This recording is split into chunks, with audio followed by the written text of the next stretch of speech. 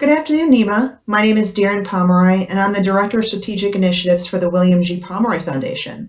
We're delighted to be a conference sponsor again this year. Nima has done a wonderful job creating this virtual conference, and we wish you all the best for a fantastic week of programming ahead. We also want to thank each of you for the good work that you're doing at your organizations and in your local communities, especially during times like these when you're both needed and challenged the most. The Pomeroy Foundation is back again because we want to help you celebrate your community's history. One of the ways that we do this is by providing grants for roadside markers at no cost to you. It's clear that markers make an impact, whether it's educating the public, promoting historic tourism, or encouraging pride of place. As of today, we've funded over 1,200 markers and plaques nationwide across all of our signage grant programs, including Legends and Lore, which you may have seen in your conference program. Make sure to visit our exhibit booth and to learn more about us and enter our $100 Amazon gift card giveaway. Or you can check us out anytime at our website, wgpfoundation.org. We want to hear from you, so let's connect during NEMA 2020.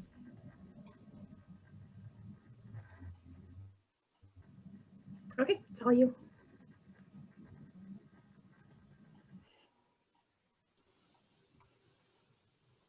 Good afternoon, everyone. My name is Erica Donnis. I am the Special Collections Director at Champlain College, and it's my pleasure to welcome you to History is Happening Now, Collecting the COVID-19 Experience. Joining me today are Sarah Rooker, who's the Director of the Norwich Historical Society in Norwich, Vermont, and Paul Carnahan, the Librarian at the Vermont Historical Society. We represent 3 different organizations in Vermont that took different approaches to collecting the impact and documenting the impact of COVID-19 on our organizations. We hope that you will find something that resonates with you. While our projects were all pretty different, we did find that we had some common themes that each of us will be touching upon in our sessions. The first one, of course, was defining our community. Whose voice were we going to collect? Who were we going to document? Whose story was important to us in our organization? Also determining what to collect. Some of our projects, some aspects were community-driven or crowdsourced, and others were staff-driven projects. So each of us kind of fell along the spectrum as far as that was concerned. And you'll also see represented a variety of collection types and formats. And then finally, each of us will touch upon the evolution of our projects as the pandemic continues. I think each of us anticipated that we were going to do kind of a short-term rapid response project back in the spring, and here we are in November, still at it. Our projects have kind of morphed and evolved. Some aspects have ended. And we're kind of thinking about what we're going to do next for our projects. So before each of us presents, we are hoping that you will join us in sharing your own projects. What are you working on at your organization? We're really curious to know, and we hope that this can be a resource to all of us, all conference attendees. So there is a link that's been posted in the chat. This is a shared Google Doc, so it's probably best if you open it with Google credentials. But we're just looking for some basic information. Where are you from? If you have a website, what's your URL? Please drop in some notes. Let us know if you're interested in sharing information and having a further conversation with us or other NEMA attendees today.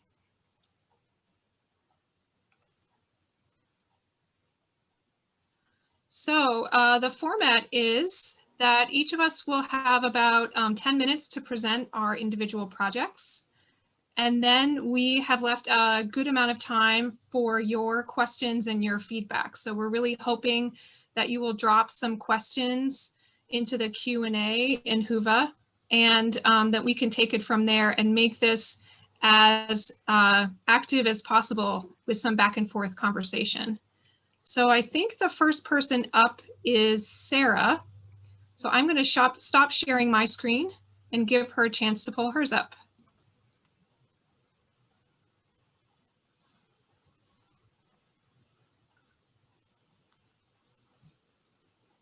Hi, everybody. Norwich Historical Society is a small community-based organization in Vermont with a half-time director, that would be me, and a very active collections committee. We do not have an archivist on staff or a committee, and we have very limited digital collections. We rarely actively solicit items for the collection and instead fairly passively rely on donations. When COVID hit, it was clear we were in a generational moment. Inspirational signs began to pop up around town. Businesses began putting out signage related to masking and curbside pickup. And the town's listserv lit up with emails describing all sorts of initiatives. Because we're such a small organization, everything we do has multiple goals. We had a number of really isolated and lonely volunteers wanting something to do. I set up a Google Drive folders and asked our collections volunteers to upload local newsletters, listserv posts, and photographs. And for those who weren't so great at using the computer, I assigned them newspapers to get to clip. I also asked one woman to walk the town and take photographs of the front door messages that were appearing at businesses. She's gone around twice so far, in March and July, and clearly it's time to go again. And this summer, I had an intern print just about everything in the folders and printed all the photographs as 5x7s for our photo files. I find it really hard to not lose digital files. And with a small historical society with a very limited staff, I can't trust that digital materials will be maintained the way they should be into the future. I also commissioned a local blogger to document curbside pickup at local stores. Again, I printed photos and the blog post. This is our beloved general store and store owner.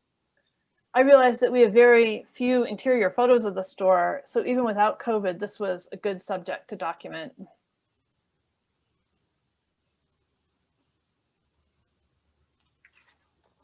While these efforts were capturing the experiences of businesses and organizations, I also wanted to capture the experiences of individuals and try to get a diverse representation of their experiences. I researched other community efforts. This one from the Monadnock Center for History and Culture, where residents could pick up a journal to bring home. My aunt actually mailed me a photo of this box that was outside her library. Dartmouth began an educational initiative encouraging kids to collect. There are obviously many initiatives out there, and these are just two that were a little different. I was particularly interested in Dartmouth and seeing how they worked for getting reflections for younger students. And I did put this link into the Google folder or the Google Doc. So I went ahead and created a community reflection form where participants could also upload photos or artwork and other materials. And you can see some of the questions that I've abbreviated on the right to try to get at some of their experiences.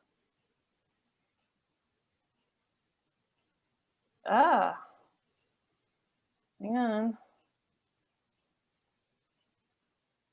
Now I'm having some issues. In order to market this, I sent out some stories in our e-news about the 1918 flu and how little information we had. And then I asked people to be citizen historians. I also put requests out on our local listserv and got our local paper to do a story. Here's one painting that an artist uploaded onto our website.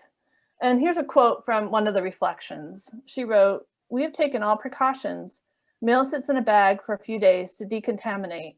All grocery supplies are sequestered in the spare fridge or vigorously washed. We didn't eat out for 6 weeks, after which we ventured out, but only to places that made food that could be heated in our microwave once home to kill any lingering virus." That was in the spring. Residents also had the option to go old school.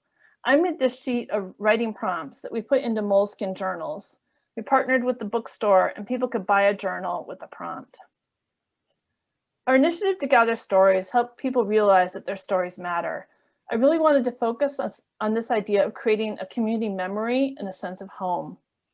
The small moments they have shared give a more nuanced picture than headlines can. We get a greater diversity of stories. I hope people in the future will extract some meaning from our experiences, and there'll definitely be more material than there is about the impact of the 1918 pandemic in our town. Teachers are wanting to connect with their students and help them process what was going on. So I created a 4th grade time capsule challenge. I wrote them a letter about a girl who had lived in 1918, showed some artifacts that she might have collected, and then asked the kids what they would put in a time capsule. Teachers took care of getting permissions and only shared with us the ones they could. The teachers told us that the kids were really quite motivated by this project. They were proud of the fact that their writing would be saved and liked knowing that people were going to read about their experiences and that what they had to say had value. Just going to read one little quote here from a student who wrote, "Dear kids of the future, here are 4 things that were very important to me during the pandemic of 2020. If you think that this is the worst possible time to be alive, you're right. I feel trapped all the time, and if I see someone like a friend when I'm out on a walk, then I can't talk to him. It's unbelievably annoying." I shared the reflections with the community in our local newspaper and through our e-news. I received quite a few notes from elders in the community who were really interested in knowing what the kids were experiencing. I felt like sharing back to the community was really important. Part of our mission is to support residents in developing a sense of place. Knowing your neighbors and contributing to group projects makes for a stronger sense of place and a more resilient community. It was one of those moments where I really felt like our mission was matching our programs and community needs. And sorry, my computer is having some issues. So sharing experiences through art brought the most thoughtful reflections. The Norwich community, like many, has really stepped up through the past 6 months.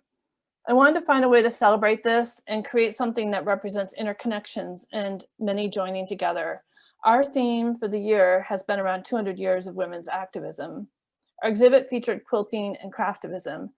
So as a way to bring together many goals, we invited residents to paint canvas circles responding to the questions: what brings you hope during this time? What are you grateful for right now? And who or what is in your circle? We invited all the churches, the library, and other organizations to host on Plein Air Workshops in order to reach people we didn't normally reach. I had no idea if this would work. When we had 20 circles checked out to be painted, I thought we'd have enough for a small mural and the project was a go. When we had over 200 circles checked out, with word spreading and excitement building, I worried we wouldn't have enough wall space for the mural. We asked residents to upload into a Google folder reflections, again, about their experience of the pandemic and how it connected to their painting.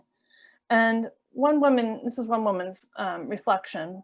And at the end, she writes, "It was incredibly soothing and calming to play with colors and shapes on the canvas, knowing no one in the community will judge my efforts. We're truly all in this together." These uploaded painting reflections captured people's experiences in such a more poignant way than just having them upload in the previous way we had done. We made a word cloud that captured the themes of the circles and the reflections, and you can see what some of people's experiences really were. There was a lot of baking, King Arthur flowers in our town, so flour was plentiful. Family was important. Taking walks with dogs was a big deal. The Black Lives Matter movement was quite on people's minds this summer. Family, neighbors, you can see. Here's a picture of the mural. Oh my gosh. There it is. A picture of the final mural. It's 8 feet high and 20 feet long and extends across the front wall of our town's general store. It's located in the center of our community, reminding us of where and how we belong. And it's brought quite a bit of joy in a tense time.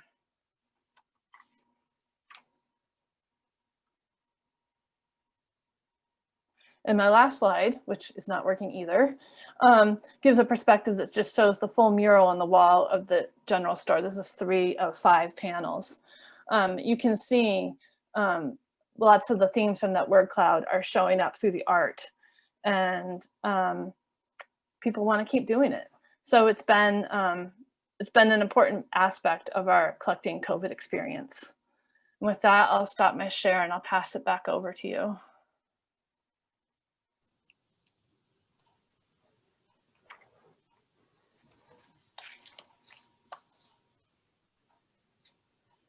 Hi, though this is Erica again. I'm back, and I am going to share a little bit about what I've been working on for the Champlain College Archives. So I'm the Special Collections Director at Champlain College. Like Sarah, I'm a part-time employee. I work for Champlain College 28 hours a week. And I started thinking almost immediately about how to document the pandemic's impact on the college community. It's pretty much as soon as we all went remote at the beginning of March. So Champlain College is a private college based in Burlington, Vermont. We have about 4,300 students between traditional undergraduate students and online students, and we have about 300 faculty, staff, and administrators working at Champlain.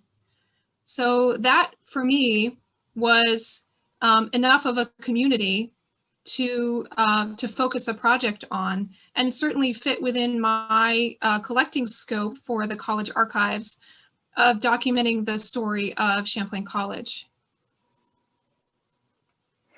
So some of the considerations I was thinking about way back in March when I started putting this project together were, what themes did I want to document? I was really interested in documenting the impact on different constituency groups within the Champlain College community. I was interested in immediate and ongoing impacts on programs and operations. And I was also interested in the impact on our physical campus. I also had some realities to deal with. This was my first foray into a rapid response collecting project. And so I got to experience firsthand kind of scrambling to put together something in the moment while also dealing with a pandemic myself in my own household. I knew going in that I had limited resources for both collecting and preserving items. I'm a part-time employee, as I mentioned. I was scrambling to try to put the rest of my instructional sessions for the rest of the semester and make those virtual at the same time that I was planning this, at the same time that I was homeschooling my kids. So it was all happening at once. And I knew that I was also going to be focused on remote collecting. I was not going to be out there soliciting a lot of donations of objects and other physical items because I wasn't there in person to receive them. So I was looking for what I could do that was remote. My project also needed to be low profile. At my organization, the administrators were really concerned about the day-to-day kind of emergency impact of the pandemic on students and employees. And so they didn't want me to put any pressure on anyone. This had to be a very voluntary project. It had to be kind of marketed through the back door. And so I was reaching out to targeted faculty members to try to have them publicize this project in their classes, maybe making an optional assignment. I was also sending out emails to the college employees, inviting them to participate. I also had some legal considerations to think about. In addition to the problem that we always have as collecting organizations of trying to get people to sign on the dotted line with their deed of gift, I was also needed to be very conscious of federal education privacy restrictions when it came to student work. So everything that students submitted to me, they had to sign off on waiving their FERPA rights and allowing me to preserve and share their materials through the archives. So I ended up with a multi-pronged approach. And the first aspect of that was a community reflection survey. So this was 2 different Google Forms with a built-in legal release, one that went out to students and one that was available to faculty and staff. Some of the questions were the same and some were a little different. I was targeting different audiences, looking, kind of probing, thinking about different ways they might be experiencing the pandemic. That built-in legal release was crucial for me because I knew that I had it all, their content packaged with that release form right up front. And I theoretically at least didn't have to worry about chasing someone down after the fact to try to get them to sign on the dotted line for anything.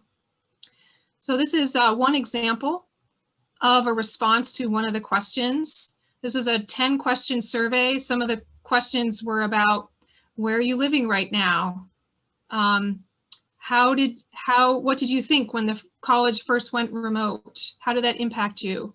I also asked some questions about connecting with peers and with colleagues. And for faculty, I was interested in how faculty members were connecting with students. So while some faculty members felt that it was extremely difficult to communicate with students, others, like this person, were saying that it actually strengthened their connections. So that was kind of an interesting response I wasn't expecting. So these 2 surveys were launched at the beginning of April. They were open through the end of May. And I got some great, really meaty qualitative responses from this. Although I didn't get a massive number of people responding, the comments they were making were really rich. And what you're seeing on the right-hand side of the screen is actually a response that was packaged and put on the college's social media account over the summer. So I fed our college's marketing staff some of these responses so that they could put them out there. So I was thinking about not only archiving and preserving for the long term, but also ways that I could share this information in the short term as well. And these reflections were also used internally by our administrative staff to plan for this current academic year. There was also a submissions feature that was built into the Google Forms. So I asked for voluntary contributions of images, audio, and video files. I didn't get a ton, but the ones I did get were really rich.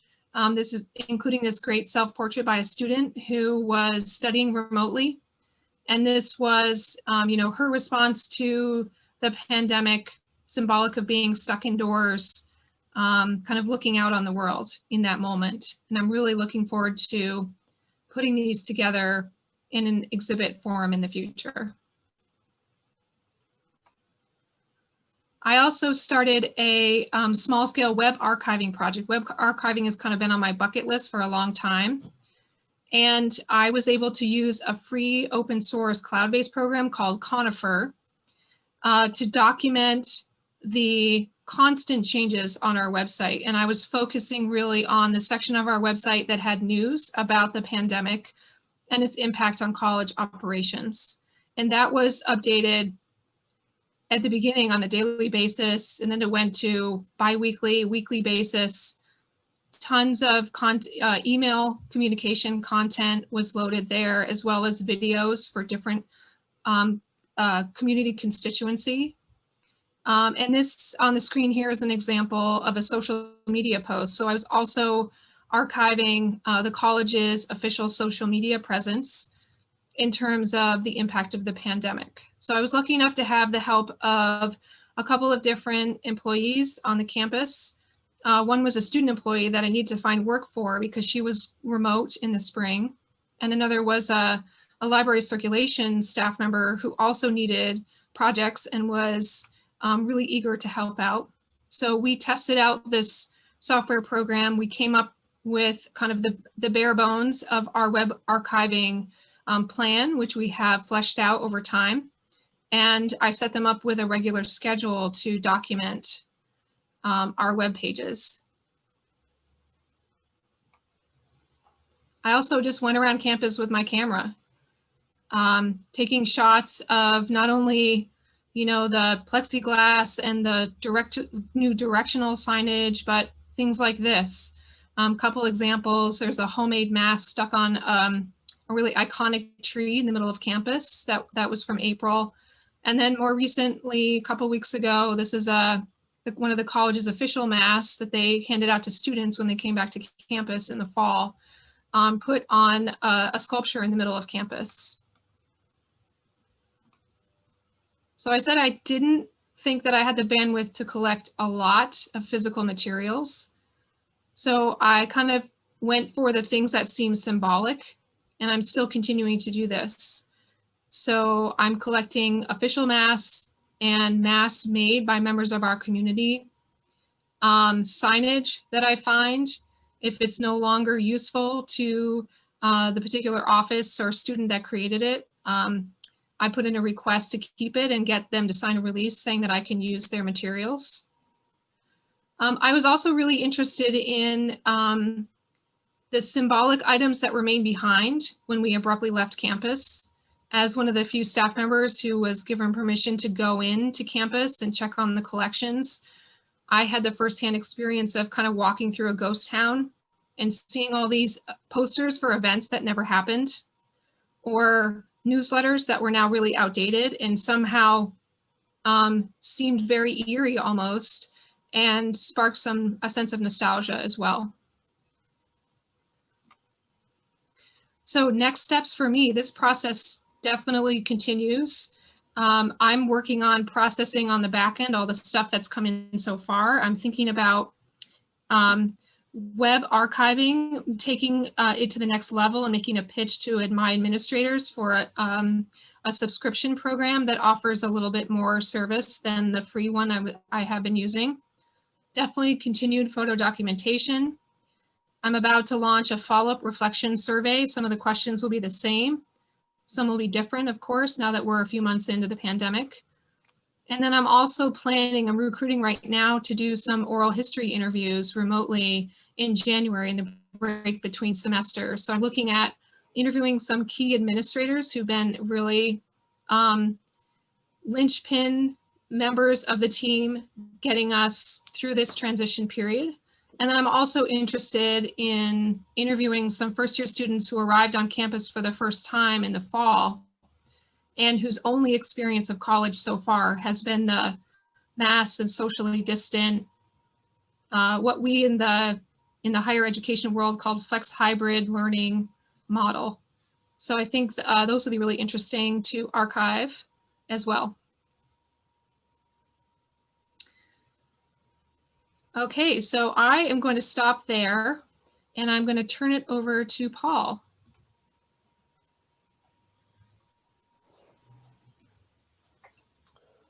Okay, just a moment. Let me get my screen set up here.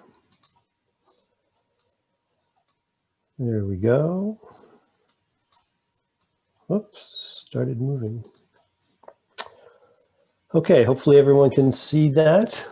My name is Paul Carnahan. I'm the librarian at the Vermont Historical Society, and I'm here to tell you a little bit about a COVID-19 crowdsourced archive that we developed as part of our response to the COVID-19 pandemic. I guess it all started with an email on a Vermont Archive listserv that asked, "What are you doing to document the crisis?" That got me thinking, what are we doing? I started making a timetable in Word, but realized that that wasn't going to be enough. Meanwhile, our programming people and social media people were also thinking about how to engage with Vermonters during the pandemic. This coalesced into one project with the library taking the lead, I guess because we like to collect and describe things. This was not necessarily in our strategic plan, which calls for increasing access to collections, but then again, neither was the pandemic. As it turned out, there was almost no cost to this project, so there was no need to get budgetary approval, which can be a roadblock to new initiatives. We were also motivated, obviously, by the desire to be involved with unfolding history around us. So we set ourselves some goals to collect the experiences and insights of Vermonters, to share that documentation with the public, and to preserve those documents for the education of future generations. These pretty much parallel our institutional goals, as you might expect. We also tried to get a little more specific. We determined that this was going to be a statewide project, since we're a statewide organization. And we were going to take all types of materials that we could add to a website. So photos, videos, people's journals or diaries, literary works such as poems and stories, as well as documents and correspondence that could be uploaded as PDFs. There are also some topics that we hoped our participants would cover, such as the obvious social distancing, quarantine masks, business closures, treatment for COVID, the experience of those who got the disease, experiences with online schooling, and of course, our governmental response. I'll just note that we have been able to cover all these topics except for the fourth bullet point down. We haven't been able to connect with anyone who's actually gotten the disease and has written about it. So then came the implementation stage. Basically what we did was create a Omeka-based crowdsourced archive of Vermont's and Vermonters' experiences with the COVID-19 pandemic. We called the database the COVID-19 Archive, Images and Stories from Vermont. As it turned out, it's much heavier on the images than the stories part, but we'll see that in a few moments. Since we're already using Omeka for digital asset management work, we naturally turned to that program to create our COVID-19 archive.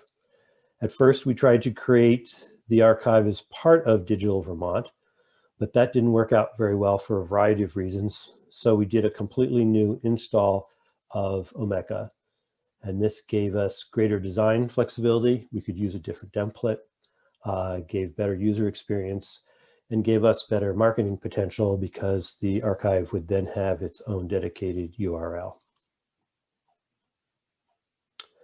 Our earlier installation of Omeka was very static and lacked a way to ingest materials from the public.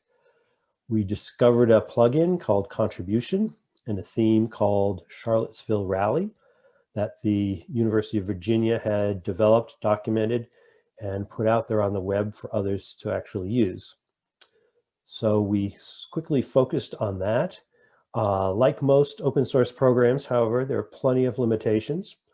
And so we had to overcome those with reaching out to various people and get involved in some sometimes frustrating programming. The folks at the UVA library were very helpful and willing to answer questions.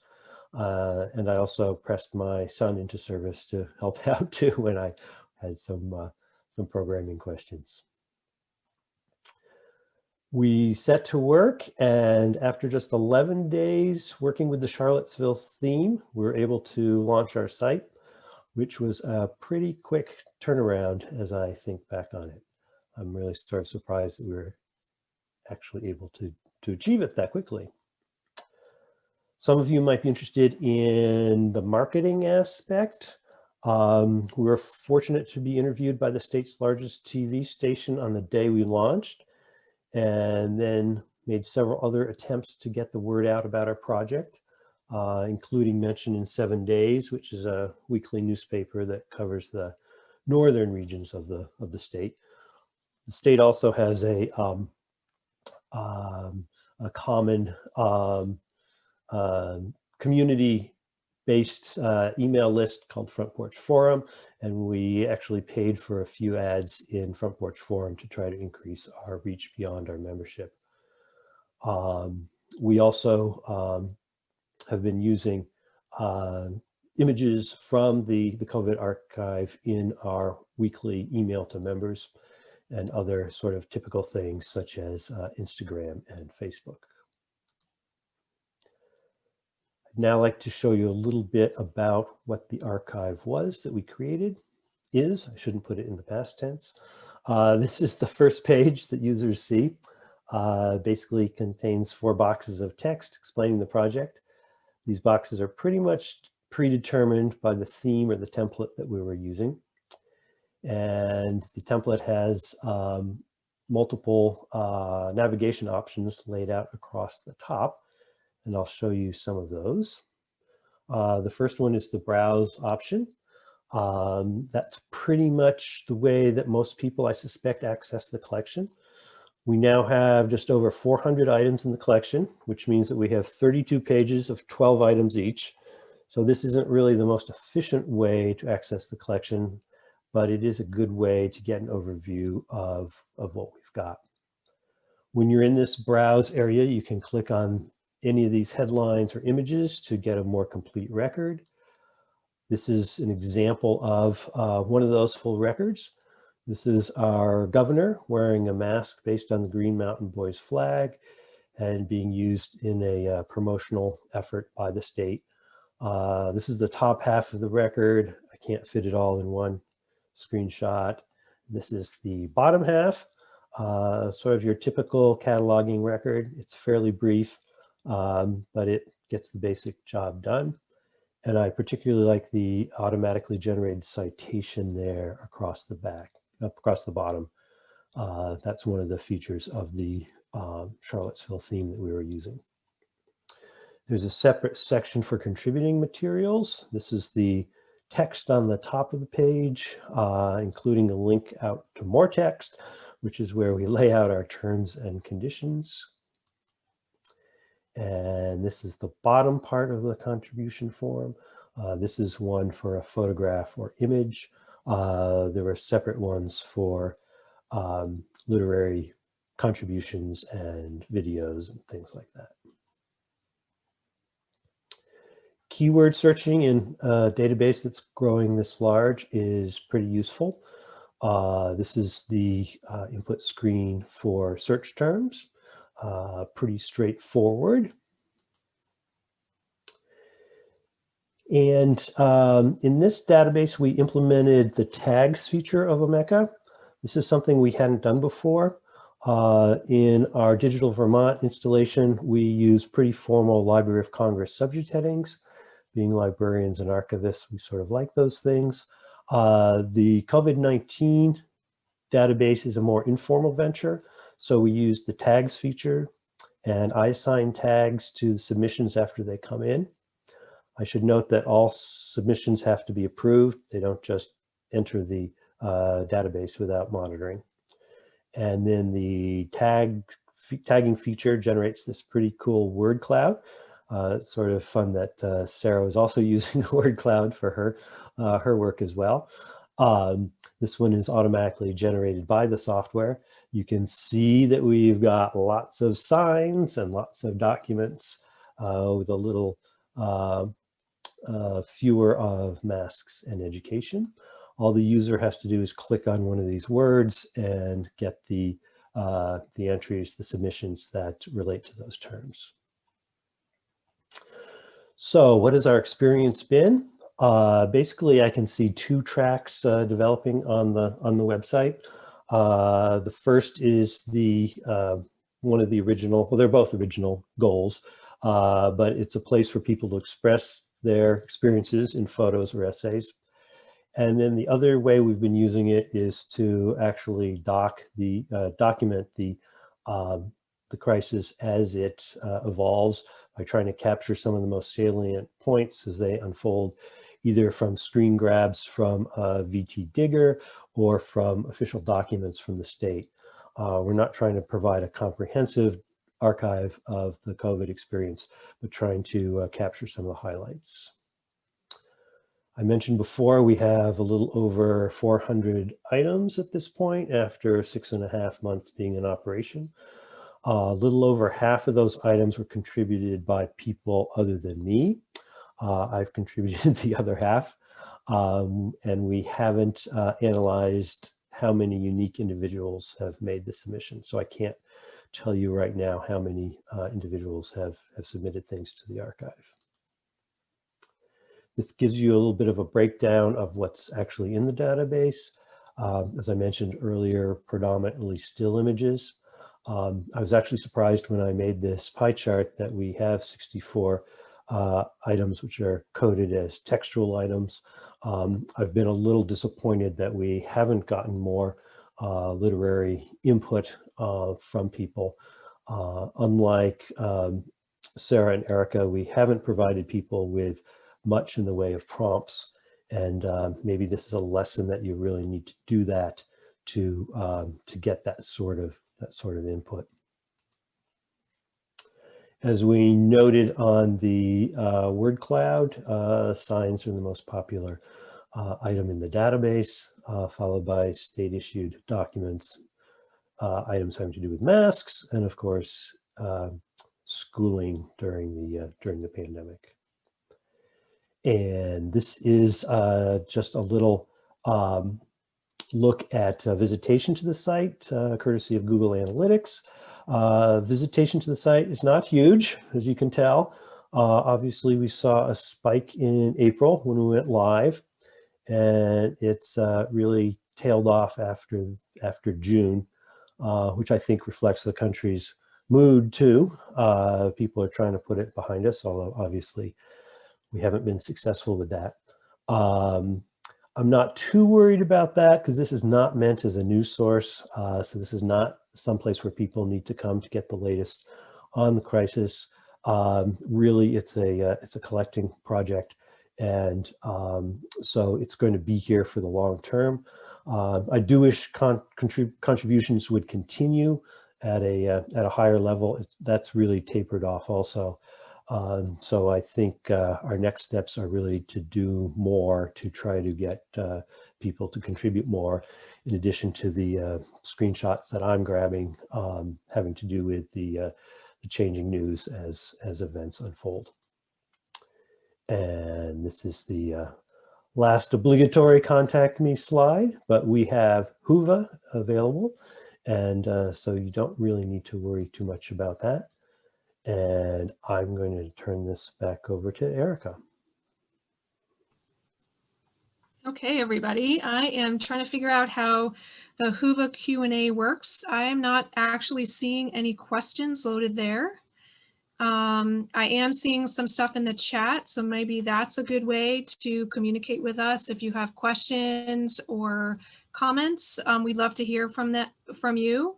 I do see a bunch of people have posted either in our shared doc or in the chat their own projects. So it's great to hear from you. Lexington Historical Society, Connecticut Historical Society, Truro Historical Society, Historic New England, and others. Thank you so much. Looking forward to seeing what you're doing. Looks like everyone's doing things with their own twist for their own mission and audience, which is great.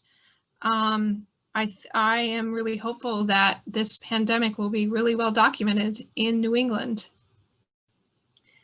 So while I'm waiting for questions or comments to come in, I'm wondering if...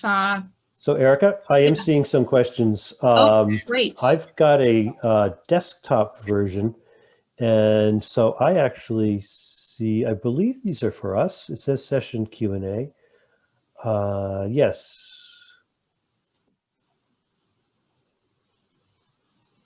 Can you reply? Let's see. Is this for us? 2:30 p.m. Paul, while you're figuring that out, that doesn't seem to be us. I did just see one question come in. For Sarah, what were the journal prompts that you asked for? I can get those and put a link to them into the chat if that'd be helpful. If you take 1 minute, I can find them and I can read them. Okay, and while you're doing that, I'll just let Erica know that that was a false alarm on my part. I was in someone else's session, and they had a bunch of questions. Some of the journal prompts included what has changed in your day-to-day life since COVID became a thing. What do you miss the most while sheltering in place? What do you miss the least? Remember that we put these together more in the spring. What's something you learned during this time? What do you know now? What do you now know you really need? What is there something you want to see more of in the world? What needs to be seen in your community? How has your community come together during the pandemic? What is a small joy you can appreciate this weekend? Make a list of 10 things that happened today that make you smile. So there was all sorts of journal prompts. Some of them were focused around the experience of sheltering in place, and others were just around helping people cope with sheltering in place. So you can get to those off our website if you want to download the page and use them or copy them. So Erica, I see that there are some questions in the chat area now. Terrific. Here's one. Have any of you thought about these efforts as a model for rapid documenting of current events in the future? I'll start that one off just by saying that I really I think this was a really good first experience for me at Champlain College. And you know, I'm really focused inward on the internal Champlain College community, but this was a really good kind of trial and error experience for me to figure out how to put something together on the fly. Who are the stakeholders within the college that I need to go to for buy-in and for tech support? So I do feel like this set me up really well to do some kind of rapid response collecting in the future. And I'll say also that the Omeka model is definitely something that can be used for rapid response in the future. I think we'd have to choose our events carefully. I don't think we want to become an organization that tries to do this sort of thing with every event. But certainly when Vermont was hit by Tropical Storm Irene, suffered major damage, having something like this would have been a great way to collect things across the state. So I think using it for real game-changing events, it would definitely be something that we could use. This is Heather here. We do have a raised hand if you would like to let Ted ask his question. Sure, Ted, please go ahead. Ted actually just took his hand down. If you want to raise your hand again. There we go. Hi, Ted. Can you hear me? Yes. Okay, good. I'm with the Brickstore Museum in Kennebunk, Maine, and I was really struck by these. Let's document this event that you guys are doing, and I just got to say, Sarah, in the mid-50s, I used to hang out at Dan and Witt's, and that was before the interstate, long time ago in the history of Norwich. But what really stressing what we're learning here is that we started off in March when things are really happening. So, well, we got to do this, and we sent out a notice, let's document this, and send out a questionnaire. And then it's sort of tailed off. And I'm thinking, well, the real story of this COVID is it's now 8 months, it's going to be a year. And that looking back at that beginning, things are quite different the way we're all dealing with things and coming into the winter and the holiday seasons. And so there's I think it's more than just a neat thing to do. It's really essential as a historical society as we are. It's incumbent on us to document this unique time for all of us in our life, and to keep it going is the key part. As you were saying, Paul, you said the hits you're getting are less, but you want to keep it going, and that requires some continuing effort and maybe refreshing questions that deal more with time past and things like that. But I think it's definitely an essential function of our work as a local historical society. Thank you. Yeah, I'll just interject that I think it is a challenge now as it's gone on for so many months, not only because it is so long, but it's less visual now. Taking the pictures of the signs and people wearing masks were good at the beginning, but I think having some prompts like Sarah and Erica have been doing is going to be essential to try to capture where we are now. Because it's really hard to capture where we are now. I think I can download gubernatorial statements and things like that, but we've got to get beyond that and get a little deeper, I think. I just want to jump in and say, I think we're heading into a really, really challenging time with the holidays. I'm talking to a lot of people in our community who are quite isolated and are approaching Thanksgiving and Christmas with real trepidation. And I've been talking with our community about ways documenting family history can be a way to connect with community, and suggesting that that people who might want to take some time to actually write a journal prompt about their Thanksgiving and their Christmas this year, and save that.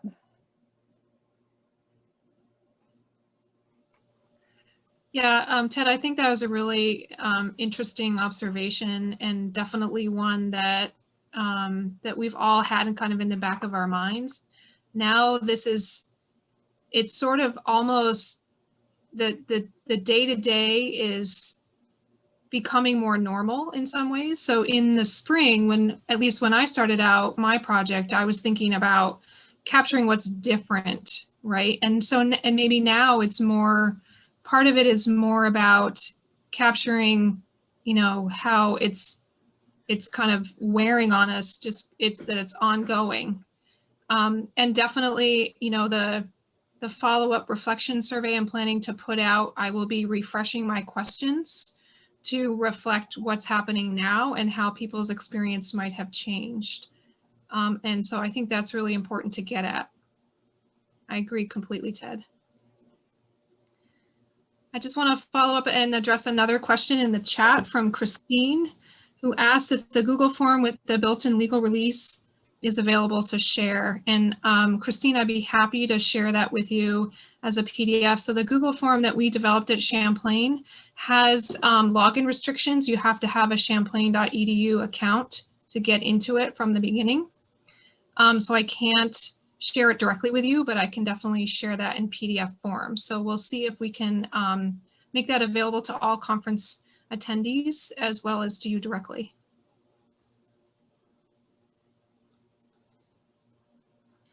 I'm seeing a couple more posts here from some more local places, some more organizations in New England that have been doing COVID collecting. Great to hear from you as well.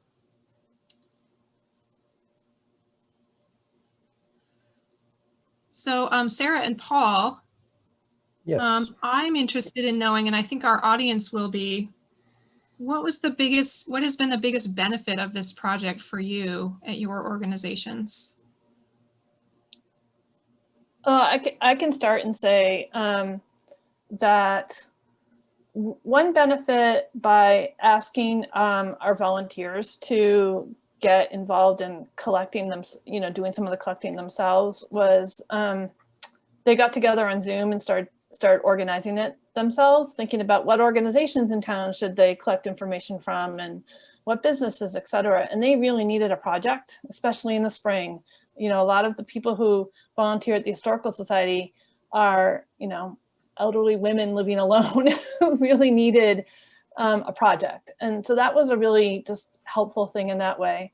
And then our community mural project has really jumped the Histor-ical Society smack dab into the middle of the community. And we're now definitely seen as one of the partners in the community to go to for almost everything. So now can you help us document the Christmas pageant? And,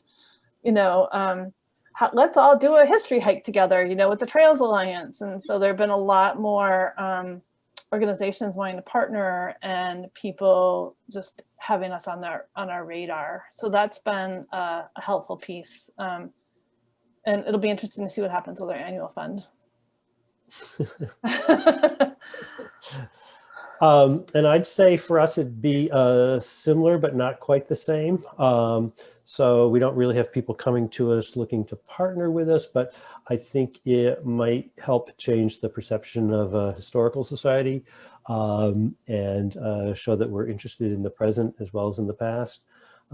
Sometimes, no matter what we do, people seem to think that Histor-ical societies are only about, the great wars and the great white men and things like that.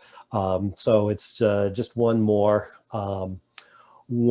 project that gets us out there with a currently interesting project, and sort of maybe will help people think about history a little differently. I mean, we're always telling kids, you're part of history, you're living history, you're making history. But that really strikes home with the COVID projects and the COVID crisis. I think it makes it really, the point very clear.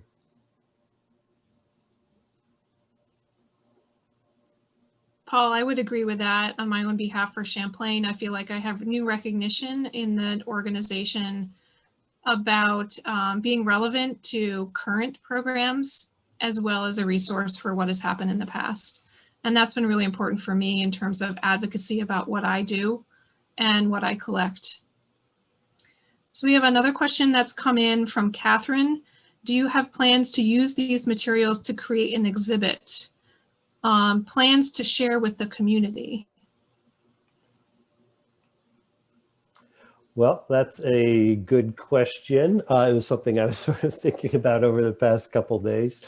The first level is electronic exhibit. Omeka does have a exhibit function where we could group things together by topics and present a little bit of analysis, a little bit of curatorship. I could see that as a next step. I'm not sure about any immediate plans for exhibition with our material. I'm sort of, as the librarian and archivist, I'm sort of collecting it for someone else to use much further down the road. But I could see doing something a little more with the online version, definitely. You know, we have shared out with the community some responses, but for me, when it comes to an exhibition, you know, it's about making meaning and finding themes, and it's sort of the so what of history. And I feel like I'm too in the middle of it right now, and I don't have enough distance yet to do that. So I like sharing back out right now and helping people see that people are in the same boat. But when it comes to curating sort of an exhibit about the community's experience, it's still, I feel like we're too much in it. That's just me. So I have shared some aspects of my project already, both with the college administration. For example, the academic leadership team was really interested in how students and faculty responded in the spring to the reflection survey about having to go remote, because over the summer, they were planning for accommodating most of our students remotely for this coming academic year that we're now in the middle of. And so they were looking for some kind of feedback from me based on the qualitative responses that I got. What are the firsthand accounts of what students felt and faculty felt walking through this process, and how can we ease their path going forward? I do have plans to do an exhibit, at least maybe, I don't know, at the end of the spring semester. I still feel like I want to keep going, that this project is still open-ended, and I don't really have, as kind of Sarah alluded to, I don't really have enough distance yet to be able to come up with, you know, the core message of that exhibit. I'm still in the kind of the collecting phase for that. I think we'll try to gather these links in the chat. If you can, those of you who put all these links into the chat, if you could actually go to the Google Doc that we linked to at the top of the chat and add your projects, if you haven't done so already, that would put it all in one place, and that would be very helpful to us and everybody else. Then we can just send it out as a document. Exactly. So we'll definitely make sure that that shared document is available on the NEMA site, as well as, at least speaking for me, copies of my slides and copies of that survey with the legal release. And I see we're coming up on the end of our session. Sarah and Paul, any last reflections? I would just say it's been great talking with the two of you and with the other participants. I mean, you've actually given me some ideas about what I should be doing next to move this forward. And I don't always have the time to think about these things when I'm in the day-to-day work. But this has been a good way for me to think about this. So thank you all very much. Sarah? Yeah, I'm looking forward to getting onto the Google Doc and looking what everybody's projects are and seeing ways that we can grow ours in the coming year. So thank you to everybody for your participation. Well, thank you so much, everybody. Thank you to Sarah and Paul, and also to NEMA for hosting us today. And we really hope that you enjoy the rest of the conference. Thank you so much. Everyone. Take care.